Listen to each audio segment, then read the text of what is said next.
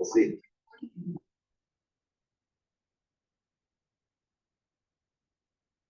Okay. All right. So again, we talked about ethics and social responsibility the other day. We talked about how ethics is really a personal thing, right? Nobody can tell you what's ethical and what's not. They can tell you their opinion, but you get to make your own opinion about ethics. Well, with law, it's a little different. If there is a dispute about the law, well, that's what the courts are for, right? And they can clarify those issues. It happens all the time. Watch the news, read the newspaper.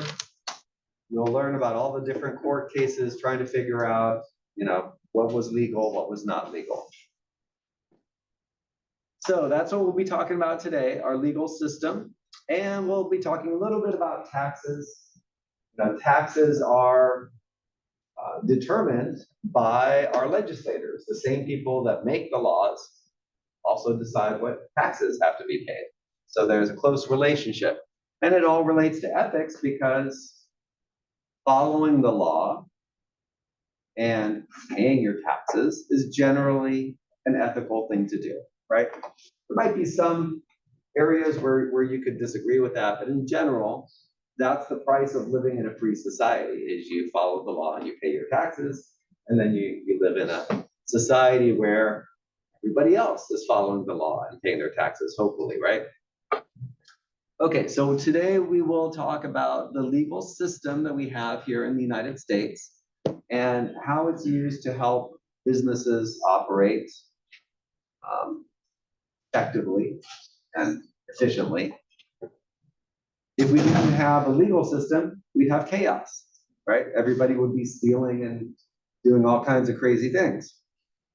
So we need laws. The legal system helps us settle disputes. If you have a disagreement with somebody else, you can take it to the courts. We'll talk about some examples of that later. Now, part of the legal system is contracts. That's a big part of business law. A contract is an agreement between two parties. But there are specific elements that are required for there to be a contract, so we'll get into the details a little bit later.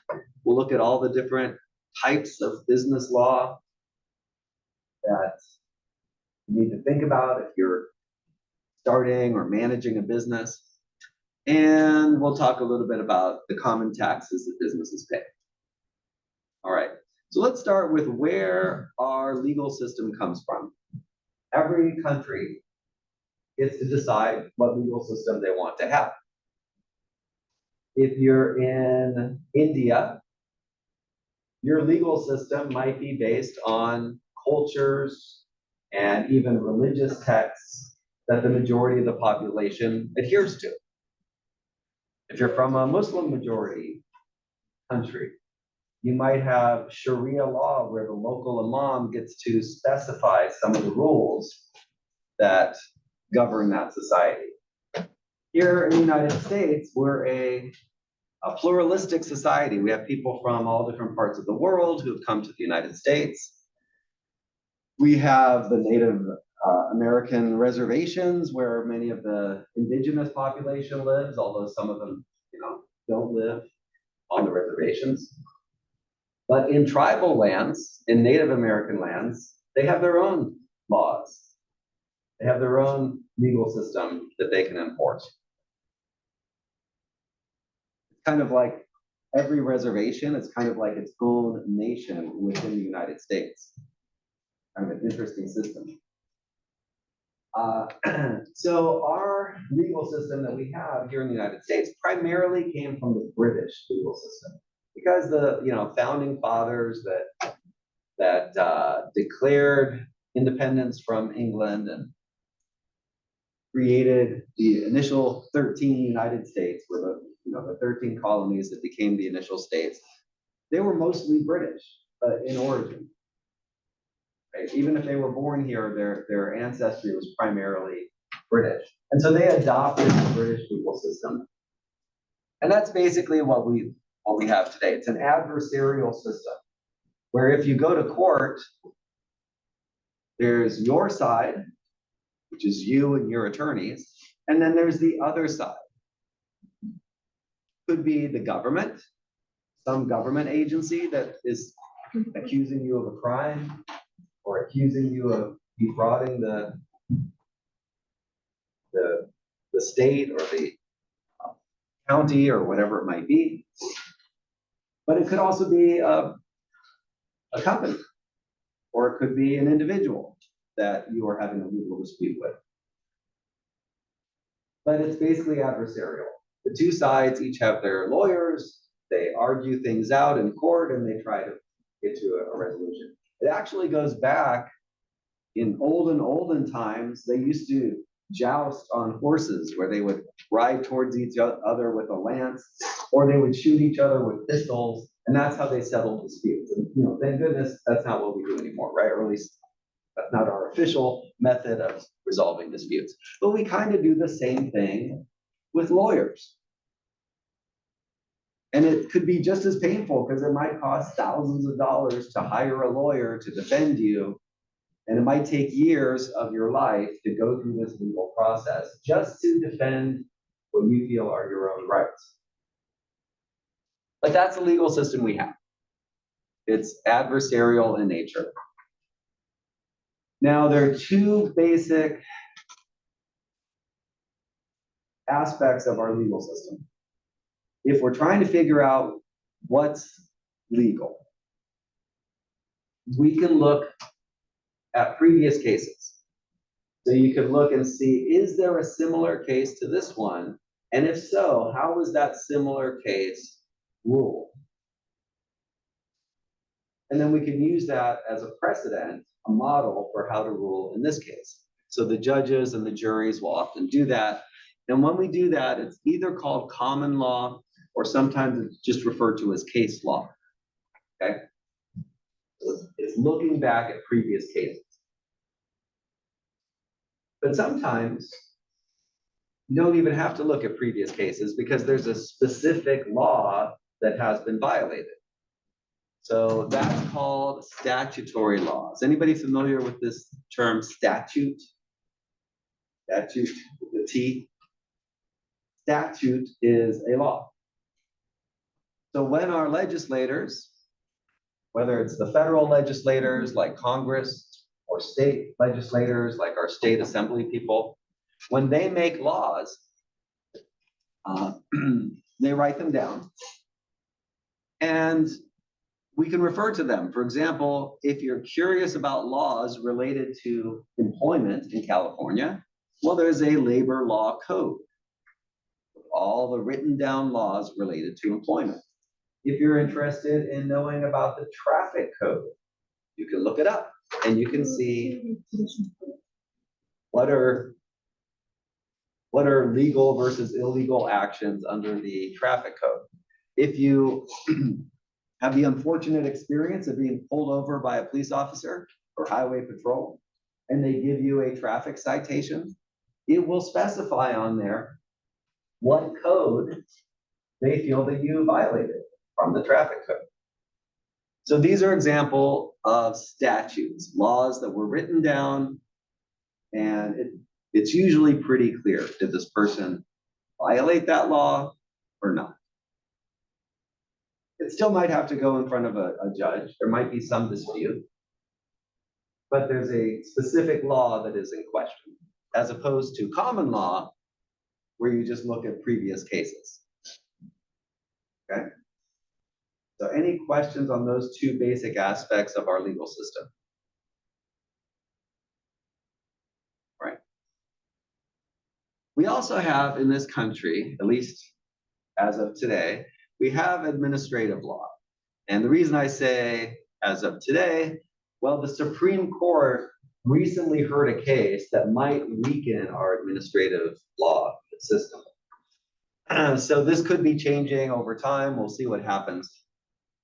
But what this is there are government agencies, for example, the Environmental Protection Agency, that deals with very specific topics. They deal with the environment, like pollution. And if there is an issue, a legal issue related to their area, If it went through the normal courts, well, the normal judges don't know enough about the environment to rule on that issue. So in the past, many federal agencies have been able to have their own trials and their own judges that rule on cases related to their agency. Do we have any veterans here or any active duty military folks? No? Well, in the military, from what I understand, there's the Military Court of Justice, I believe it's called. Is that right? Military Court of Justice. So if you're in the military and you do something against the military's rules, you don't go to regular court to defend yourself. You go through the Military Court of Justice. That's another example of this administrative law, where our military, which is part of the federal government, has the authority to adjudicate, to rule on cases related to the military. Okay, so that's called administrative law. I'll show you some examples later of some of the different federal agencies so you get a more of an idea. And we also have business law. Now, business law is really just those laws that relate to business. Okay. An example of business law is this one here, the UCC, or Uniform Commercial Code. This is a set of laws related to commerce, right? Commerce is just business, selling things. And these are laws that all 50 states in the United States have adopted. That's what makes it uniform, because the same set of laws about trade apply in all 50 states. And that makes it easy for American companies to do business across state lines. There are some cases where there can be some laws that differ in some states. There might be some products, like marijuana would be one. In some states, it's legal for recreational purposes. In some cases, it's legal for medicinal purposes. And in some cases, it's not legal at all. And under federal law, as far as I know, it's still considered illegal, right? So the UCC does not completely standardize all laws related to business in the United States, but it does give a basic set of laws about business that make it easier for businesses to transact their business across state lines. Okay, so that's an example of business-related law. What questions do you have so far? Where would like sports, like professional sports cases reside? Would it be like business law or? Okay. Can you give me an example? So like say a player was suspended for gambling, performance enhancing drugs, and would that be like a private like little session they would have, or would that kind of follow the same guidelines as like a legal court? So let's think about that. In this example, a player on a sports team has been suspended because of gambling or something else, right? So the players, as far as I know, are employees. Is that correct? So then it would fall under labor law.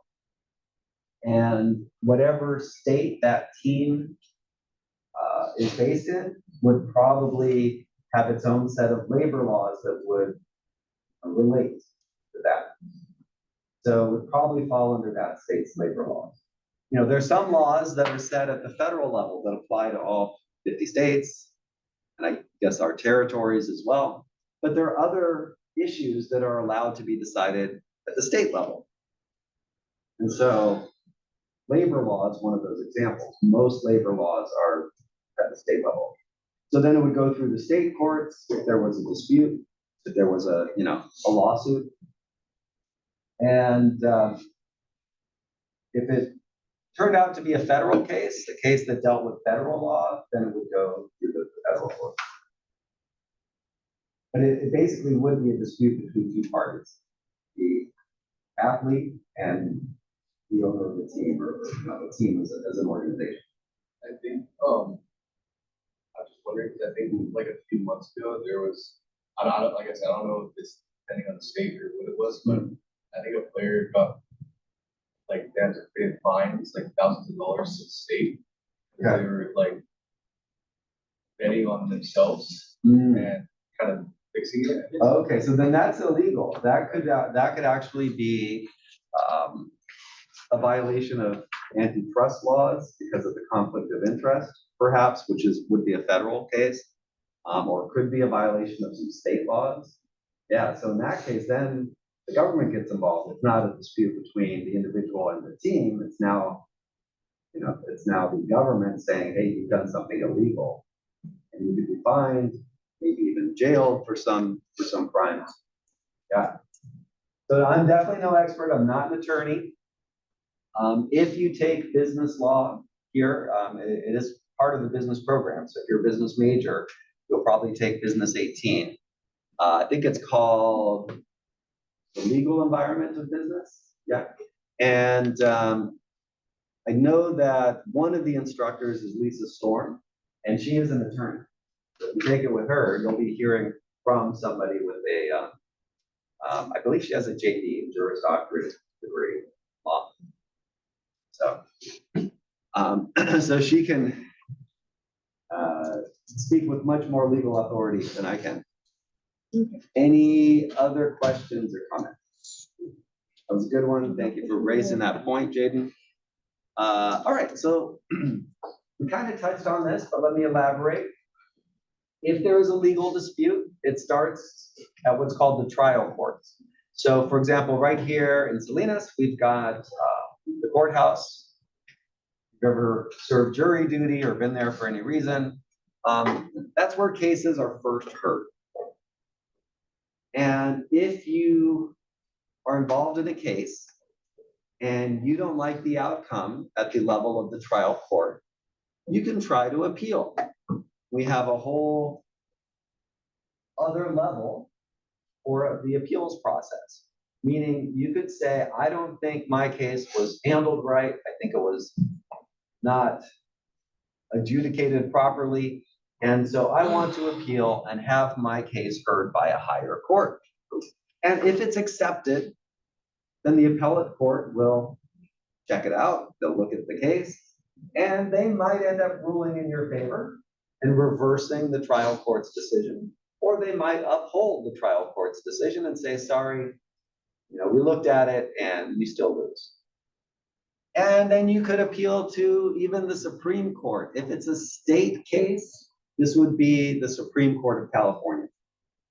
If it's a case that deals with federal law or federal disputes, it would be heard, if it's accepted, by the Supreme Court of the United States, which is the last option. There's no appeal beyond a Supreme Court. And if you follow the news, there's a lot of interesting stuff going on with our Supreme Court these days. And if it's a case that relates to one of the federal agencies that have its own administrative legal system, it would go through their legal system. Okay, so basically we have 3 levels: trial, appellate, and Supreme. Right, any questions on that? All right, these are some of the agencies at the federal level. There are many more, but they each have their own area of specialization. And like I said earlier, your normal judge is not going to be an expert in these different areas. So for example, the Federal Trade Commission deals with trade at the federal level, so they regulate a lot of business related issues. And for example, if you feel that you are the victim of fraud,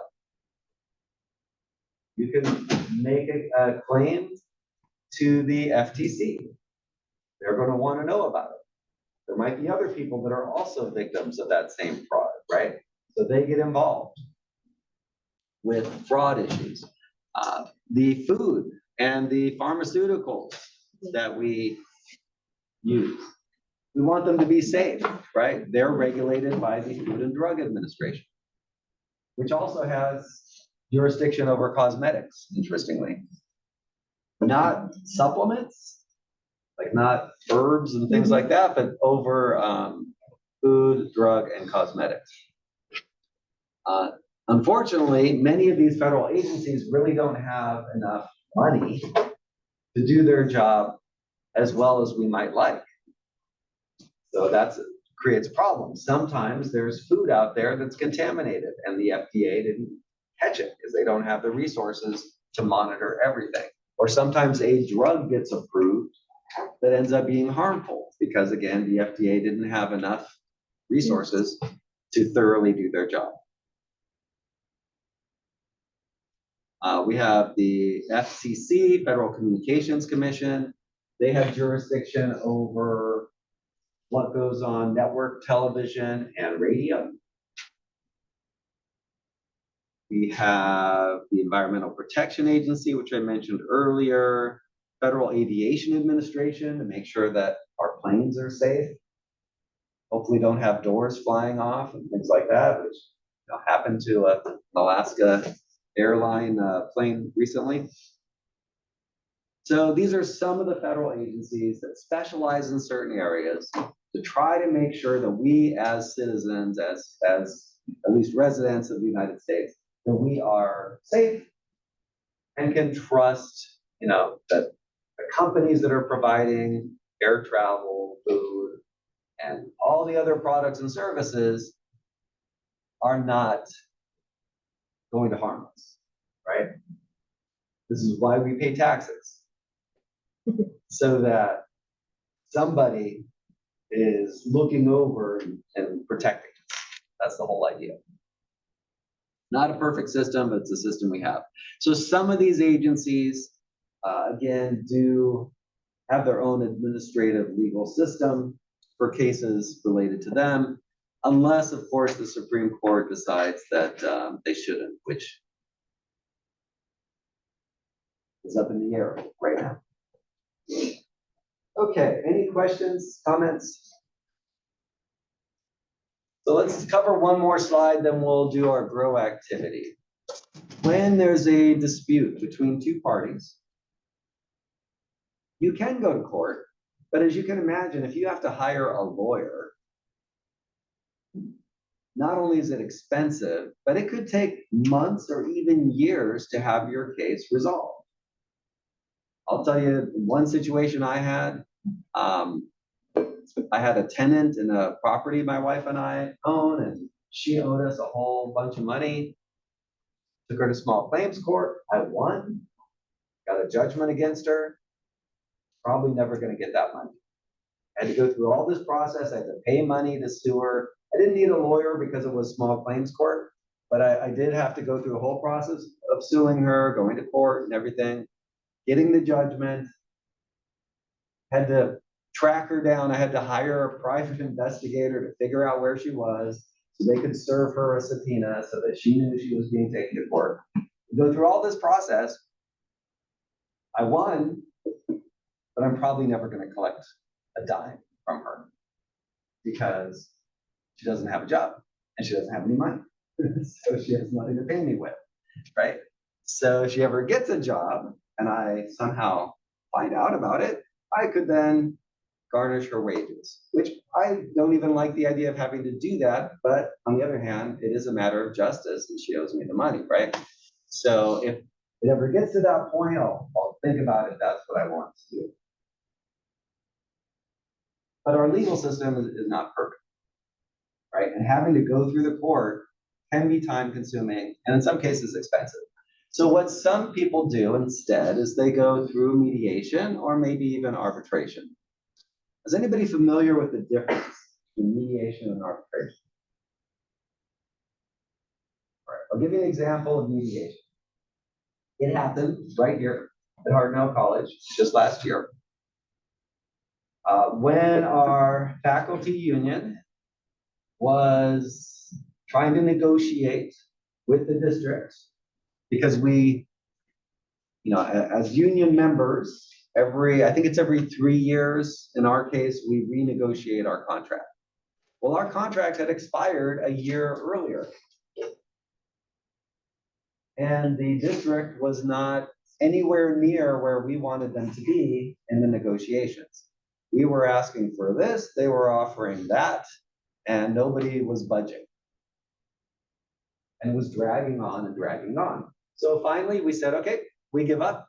We don't feel like you're negotiating in good faith, and we want to go to mediation. We filed a request with the state. If you're a union, you have to go through the state to mediate. And the district said, no, we don't have to go through mediation. But the state said, yep, you can go to mediation. So we did. A mediator, a person who's trained to help resolve disputes, was brought in. He met with the union's negotiating team, and he met with the district's negotiating team. And he went back and forth. They spent a whole day trying to come closer to a deal. Didn't make a whole lot of progress. It came like this much closer, but nowhere near a deal. But that's kind of expected. In the first meeting, it usually doesn't happen. Now, about a month and a half later, there was a second mediation meeting. We thought it wasn't going to be successful because of some things the district had done. We thought there's no way. But to our surprise, both negotiating teams started at 9 in the morning. They kept negotiating for 16 hours. At 1 in the morning, they reached a deal. The mediator and the teams somehow came to a deal. And I think part of it had to do with, our president and superintendent saying, hey guys, let's get a deal done. But whatever happened, it worked. And therefore, we did not have to go on strike. We did not have to keep fighting. And in fact, I think I probably mentioned this to you previously, we pretty much got everything we were asking for in the first place. At least the main things that we wanted, we got. So it was like, great. Why didn't we do this a year ago? So that's an example of mediation. You work with a mediator instead of going to court. It's cheaper, faster, but there's no guarantee it's going to work. If the two sides cannot come to an agreement, go to court, or you could go to arbitration. So let's talk about that. In arbitration, the difference is the person that comes in to work with the two sides has the authority to make a legal binding decision. A lot of times the arbitrator is a judge, and they're not working on the clock. They're not working in their capacity as a judge, but that is oftentimes their background. So the arbitrator comes in, they hear both sides, and they make a ruling, and that ruling is binding. If you don't like their ruling, tough luck. You cannot appeal. So that's the risk of going into arbitration. No chance for an appeal. But the benefit is, again, cheaper and faster than going to court.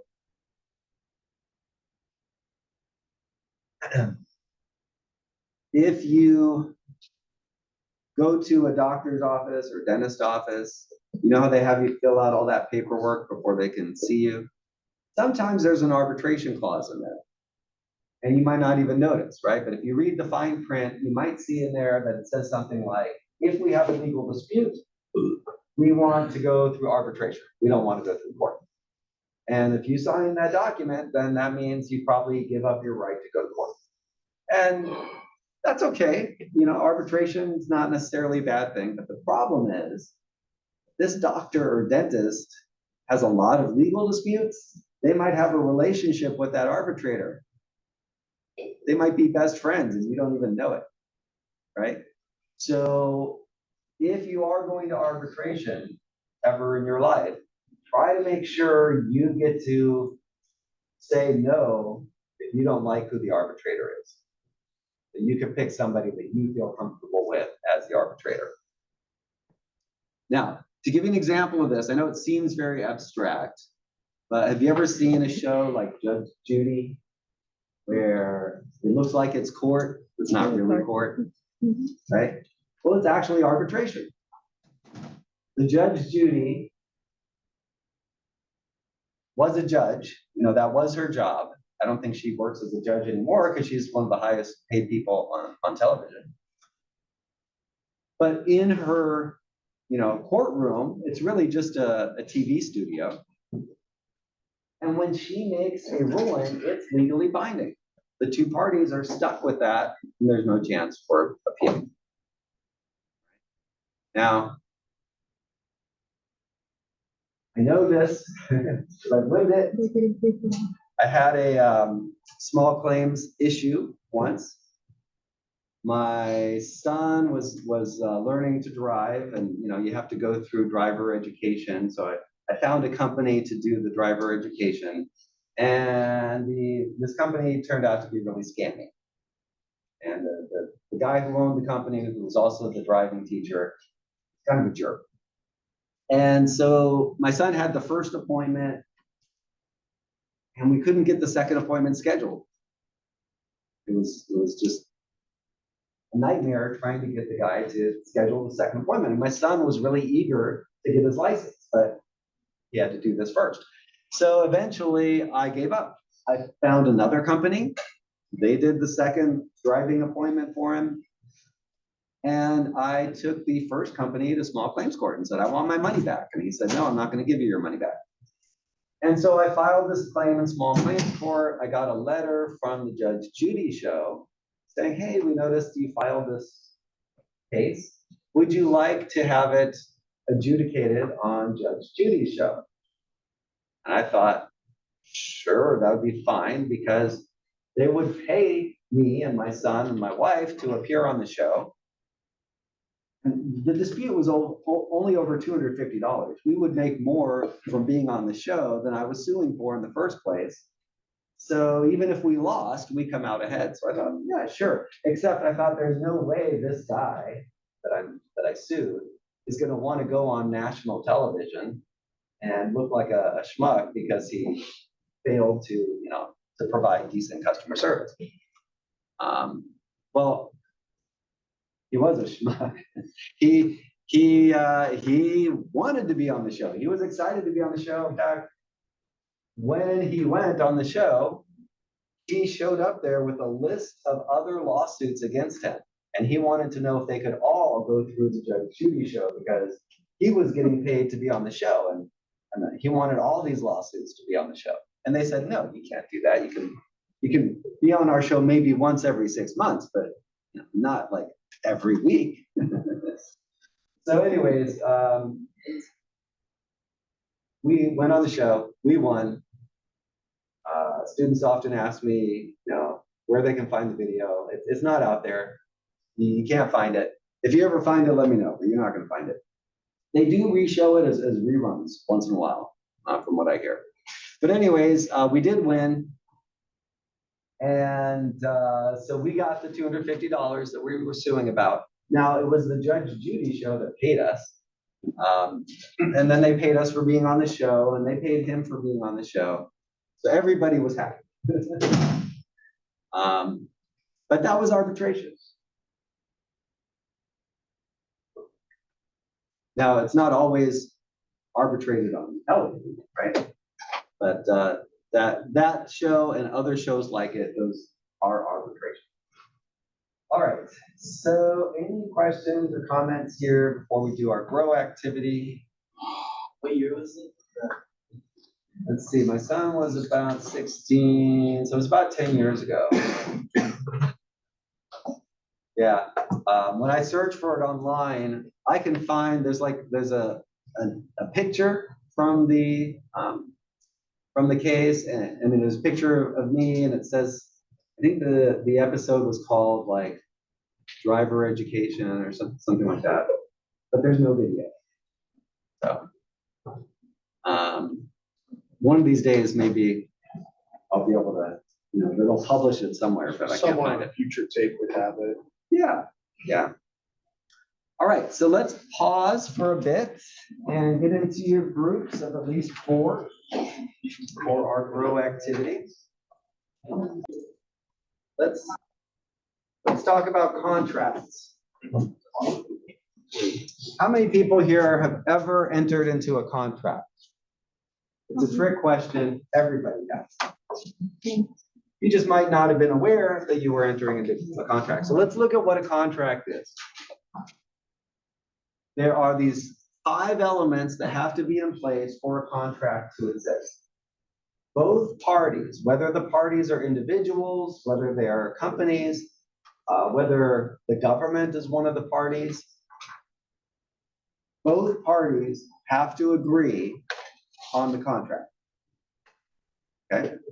That's called mutual assent. They both give their assent or agreement to the contract. Both parties have to have capacity. Now, lawyers like to use these words that sound familiar, but don't necessarily have the same meaning that they would in everyday speech. So capacity in a legal sense means the ability to make a rational decision. A person who is a minor, under 18 years old, a person who is intoxicated or who has dementia would not be considered to have capacity. So if they signed a contract, it's not legally binding. It's kind of slightly kind of weird. It's just like, what if someone signed a contract and then I guess like some proof of them being intoxicated right before, Okay. but they were still like clear-headed enough to know what they were doing and plan it all before that. That's kind of a gray area, right? And so if it went to court, if the 2 parties are saying, hey, you know, one person is saying the contract is valid, the other person is saying the contract is not valid because I was intoxicated, well, can they prove it? Is there enough evidence to show that they were not able to make a rational decision because of the intoxication? So that's one of those cases where a judge or a jury might have to make that ruling. Yeah, it's a good question.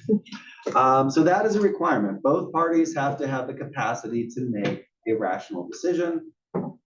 There has to be what's called consideration.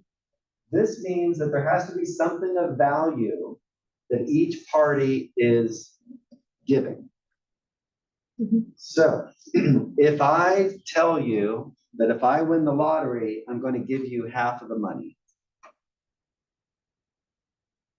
I'm making a promise, but I'm not requiring any action on your part. So it's not a contract. In order for it to be a contract, you have to be giving something as well. So if I say, if you give me $10 and I win the lottery, then I will give you half. Okay, now we have a contract where there's consideration on both sides. You're giving something and I'm offering to give something conditional, but still I'd be giving something if I won the lottery. Okay, and by the way, I did not just offer to give everybody half of, I don't play the lottery even, so. Now the overall purpose of the contract has to be legal. So if I hire you to go steal something for me, and we have a contract, that contract is not legally binding because it's about something that's illegal. That invalidates the contract. And there's the legal form of the contract. In most cases, well, let me ask you, is a verbal contract enforceable? What do you think? Noah says, yeah. Actually, in most cases, it is. There are some situations where it has to be in writing. Now, in general, I would say try to get things in writing because otherwise it's a matter of who remembers what. No, I thought we agreed to this. No, I thought we agreed to that, right? If it's verbal, you don't have a clear record of the agreement unless it was recorded. So that's why it's a good idea to have them written. But in most cases, a verbal contract is legally enforceable. There are cases like if you're going to buy real estate where it has to be in writing. If somebody says that they're going to sell you their house, if it's not in writing, the sale never happened. Even if you give them the money and you start living in the house, technically, the deal didn't go through because it has to be in writing or a real estate transaction. So those are the 5 requirements for a contract. Now, I mentioned that we've all entered into contracts. Have you ever downloaded an app on phone or computer, Yes. and then you have to agree to the terms? Yes. Oh, yeah. That's contract. Yeah. Have you ever gone into a restaurant and ordered? Well, you're not signing anything saying that you're gonna pay, but it's implied that you're going to pay for your food, Yeah. right? That is also a contract. I always do that, the grill, the voucher. Yeah, exactly. You go in, you pick out your food. You can't just walk out and say, oh, I didn't know I had to pay, right? It's an understanding that are you receiving the food? You pay. So these contracts happen all the time. If either party does not live up to their end of the deal, we have what's called a breach of contract. So let's say you hire somebody to detail your car and they don't do a good job. Or maybe they don't do it at all. You've already paid them. Well, they've broken the contract. What do? You could take them to court, right? You could just ask them to fulfill their part of the contract. You could threaten them, which is probably not a good idea, right? That could create other issues. So the courts are there to give us a way to resolve our disputes when there is a contract that we feel has been breached. Another aspect of contracts is the warranty. If you buy a product, there's usually a warranty where they guarantee that the product is not going to be defective, it's not going to harm you, at least for a certain period of time. Some of that is expressed, meaning it's written out and you can actually read the warranty and the specifics, but sometimes it's implied, right? There are expectations that if you buy chewing gum, it's not going to have arsenic in it, right? It doesn't say that on the label, but you would just expect there's not going to be poison in chewing gum, right? And you would have a case if you found that you had been poisoned by chewing gum. You could say, hey, that's a breach of the warranty, and I'm going to sue. Okay. So, any questions about contracts? Okay. Let's talk about intellectual property. So if you have come up with some idea, maybe you invented a product, well, you don't want people to go copy your idea, right? You want to be able to sell your idea, sell your product, and not have to worry about people selling knockoff versions of your product, right? So what you can do is apply for a patent, and you would do that through the United States Patent and Trade Office. Now, it's an expensive process. It's a time-consuming process. But if you're successful, you will then have a patent that protects your intellectual property. And if anybody tries to copy your product, you then can sue them and say, hey, I patented this product, and this person has infringed on my rights. And so they need to stop selling their copy of my product, and they need to pay me some money. Now, the downside is not only do you have to get the patent in the first place, you have to detect that somebody is violating your patent, and then you have to take legal action, which again could be very expensive and time-consuming. So it's not a perfect system, but that is how we protect our intellectual property, at least within the United States. Some other countries don't really enforce these intellectual property laws, but in the United States, we're pretty good about enforcing them. If you create something like music or video or some art, or you write a book, you can copyright it. Same idea, you're protecting it, so if somebody tries to copy it, then you can sue them. If you come up with a logo or a name for your product or a name for your company, You can trademark those and say, hey, if somebody's copying my logo or my product name, I'm going to sue them because I have the trademark. Or if instead of a product, you have a service that you provide, then it's called a service mark. Okay, so these are different things you can do to help protect your business. Questions or comments on intellectual property? All right. Other types of business laws. So here's another funny legal word, tort. Tort means personal injury. So if somebody's harmed, whether it's physically, financially, emotionally, even if their reputation is harmed, all of that can fall under tort law, which includes both product liability. So if you have like that chewing gum I mentioned that poisons somebody, that would be a product liability issue, right? That product was liable for your injury. Or if you have, let's say, a bank that defrauds you, that would fall under consumer protection laws. We have bankruptcy laws. This allows a person or an organization, if they're having extreme financial trouble, to go through and request bankruptcy protection. And if they're successful, and by the way, it's very expensive to go bankrupt. It's probably going to cost more than $10,000 just to go bankrupt, right? So you have to have some money even to be bankrupt. So if you go through this process and you're successful, then the courts allow some of your debts to not have to be repaid. Now, why would we do that? Why would we have a system in place where somebody could file bankruptcy? In some cases, like former President Trump, his organizations have gone bankrupt at least 6 times. Why would we let somebody get out of paying their debts by filing bankruptcy? That doesn't seem fair to the people they owe money to, right? Why would we do that?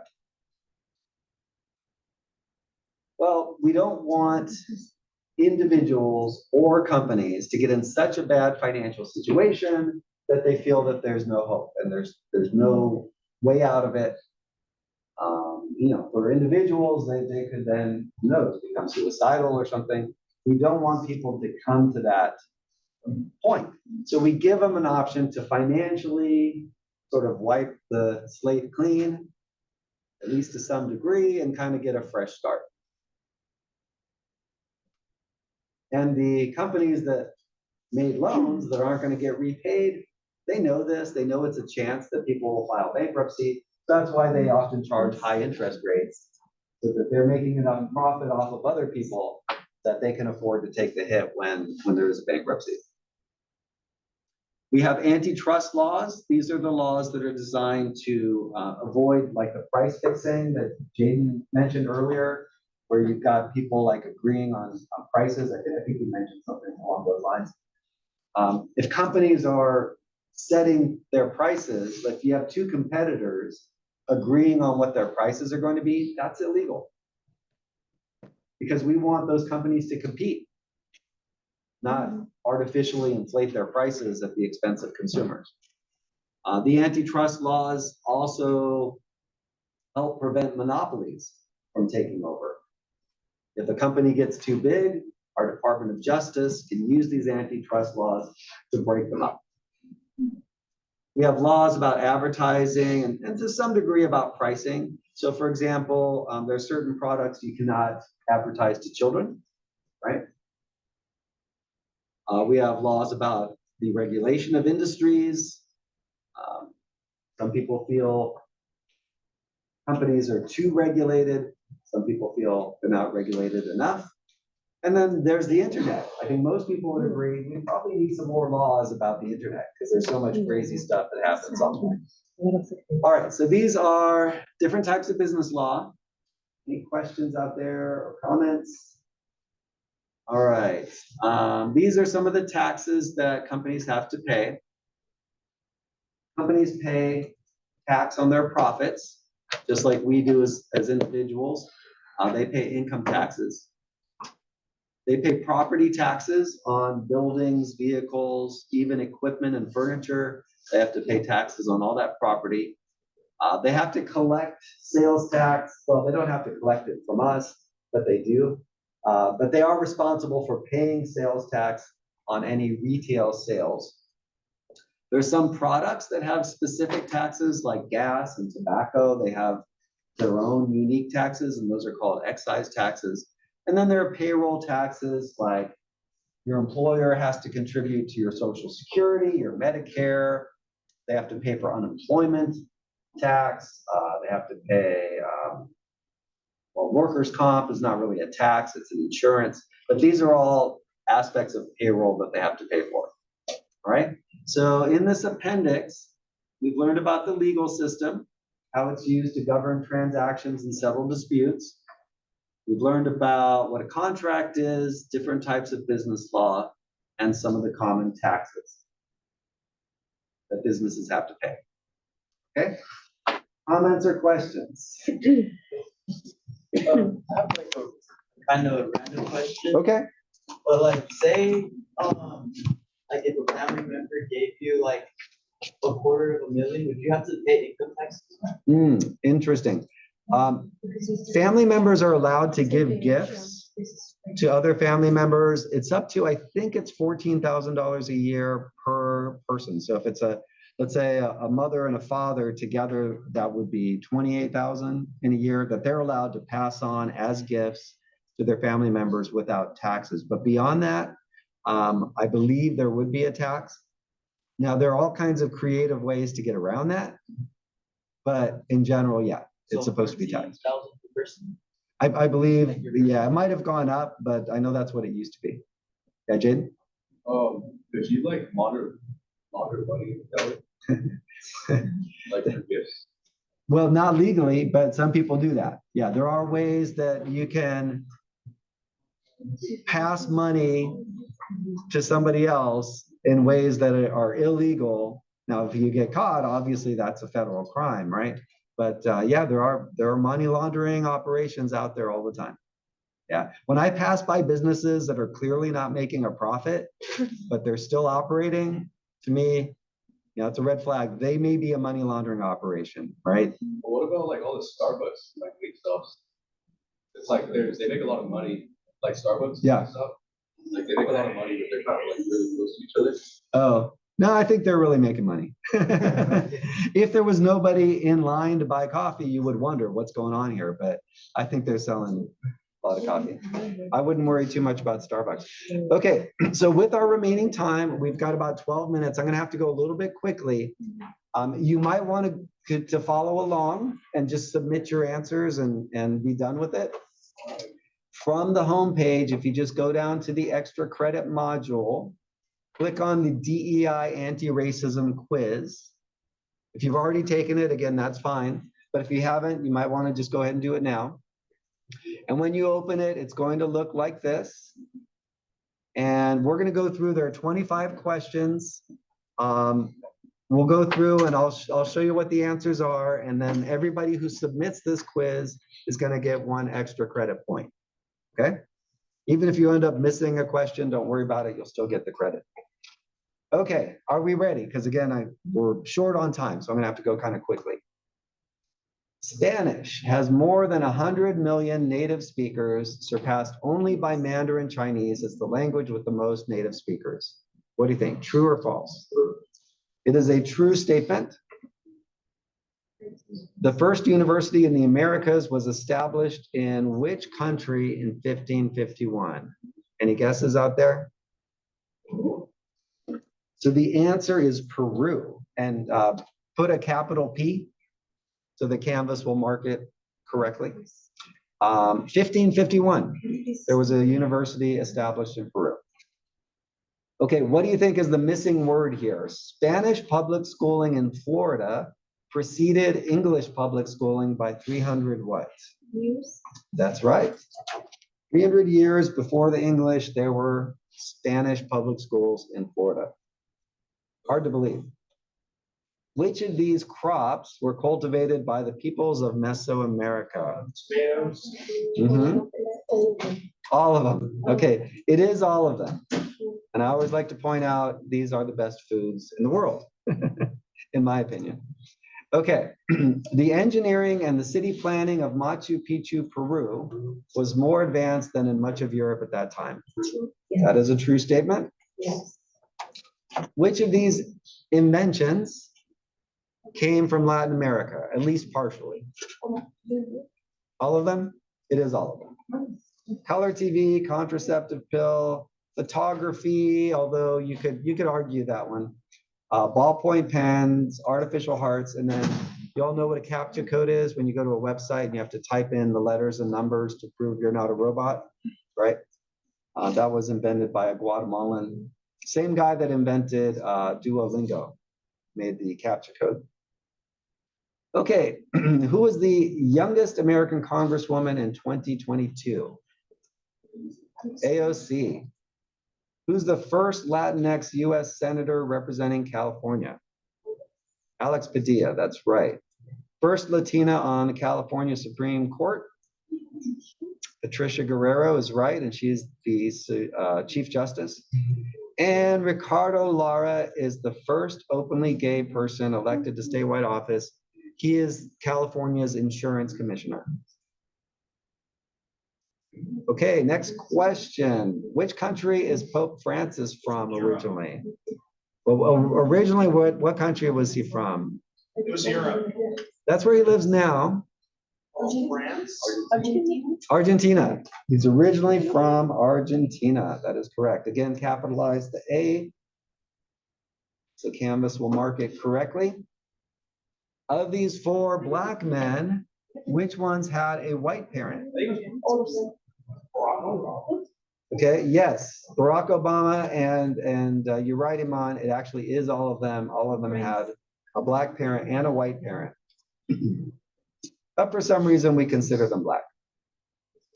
Okay, enter a numeral to indicate how many races there are according to anthropologists. So from a biological standpoint, how many races are there?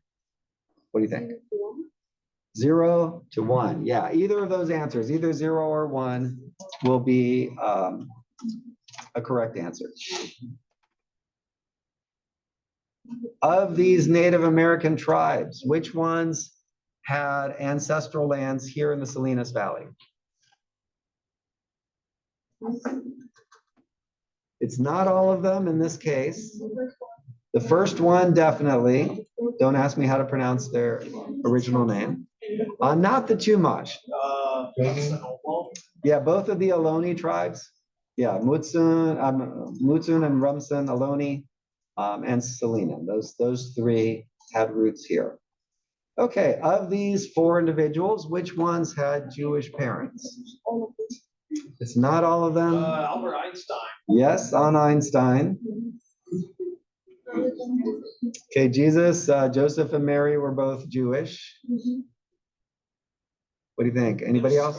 Scarlett Johansson has Jewish parents. Not Elizabeth Taylor. And not Elizabeth Taylor. You are correct. She converted to Judaism, but wasn't born Jewish. All right, number 13. The first African-American congressperson elected party leader. Yes, Hakeem Jeffries is correct. First member of Gen Z ever elected to Congress. That's right, Maxwell Frost. He was 25 at the time. I think he's 26 now. First Native American cabinet secretary. Yeah, Deb Haaland, you're hitting it out of the park there, Iman. And first African-American Secretary of State for California. Shirley. Yeah, Dr. Shirley Weber. If you look on your voter guide, you'll see her name as the Secretary of State. Okay, match the accomplishments with these famous African-Americans. Oh, Kamala Harris. You're right. She was the first and only female African-American and Indian-American VP of the US. That one out of the park. How about who won a Nobel Prize in Literature? Toni Morrison is right. Great writer, in my opinion. First African-American Supreme Court Justice. Thurgood Marshall is right. And Tony Thurmond is the first Afro-Latino state superintendent of public instruction in California. By the way, he was born right here at Fort Ord. Okay. Where do you think the wheel soap, and sailboats were invented? Mesopotamia? Yes. Today, basically known as Iraq, but yes, that is where they were invented. How about the nail, the optical lens, and sundials? Egypt. Egypt is the right answer. Compass, gunpowder, and paper? China? All right, and India gave us Hindu Arabic numerals and chess. Okay, number 16, the United States has had a female acting president. False. It's true. It's true. There was a time when Joe Biden had to go in for a medical procedure and was not going to be able to act as president for several hours while he was medicated. And so Kamala Harris became the acting president for that time. Which of the following is the most culturally respectful term? Hispanic, Latino, Chicanx, or it depends? I think Hispanic. It depends. It is a personal choice. The inaccurate term Caucasian is from a disproven theory which claimed that white people originally came from the Caucasus Mountain. Is this statement true or false? It is true. This theory is disproven. So really the term Caucasian is not a valid term. Okay, couple left, hang in there. The Republican system of government was a model for the US government. Who does that describe? It's not the founding fathers. Who? Yes, it is the Iroquois Confederacy. Don't ask me how to pronounce their other name. It was a group of tribes that had come up with a way to stop fighting each other. And instead they sent representatives to settle disputes. And that was adopted as part of our system of government. Who migrated to the American continent starting more than 12,000 years ago? Native Americans. Okay, yep, Native Americans, American Indians, or indigenous peoples, who were mostly Christian, but included some non-Christian I think it was deists. the founding fathers of the US. That is right, they were not all Christian, believe it or not. And Abraham Pierce was a Black pilgrim that I never learned about in school, but he came to Plymouth in 1623, he owned land, he voted, and that was what, 400 years ago? Yeah. Steve Jobs, one of the founders of Apple. I think he was English. He was, well, his ethnicity was half Syrian. That's correct. All right, first Muslim female US federal judge. There isn't one. Yes, no, it is Nusrat Chowdhury. What's the official language of the United States? There isn't one. English is not our official language. First Black woman to serve on the US Supreme Court. Ketanji Brown Jackson, yes. And the 13th Amendment of the US Constitution allows enslavement of prisoners, so allows prisoners to be forced to work without compensation. Okay, the 1882 Chinese Exclusion Act banned Chinese laborers from immigrating to the United States for 10 years. That is a true statement, unfortunately. While white households in the USA make 64% of the population, they held more than 80% of all wealth in 2022. That is also, unfortunately, a true statement. Now, which two countries have the most ethnic diversity? US. Not the US, Japan. not Japan. No, Liberia. Liberia and Uganda are the two countries with the most ethnic diversity. And last question, which of these countries are in Asia? Okay, Indonesia is, Saudi Arabia is, India is, and even Armenia are all Asia. So submit these answers, okay? And you will get 1 extra credit point. All right, everybody. See you next week.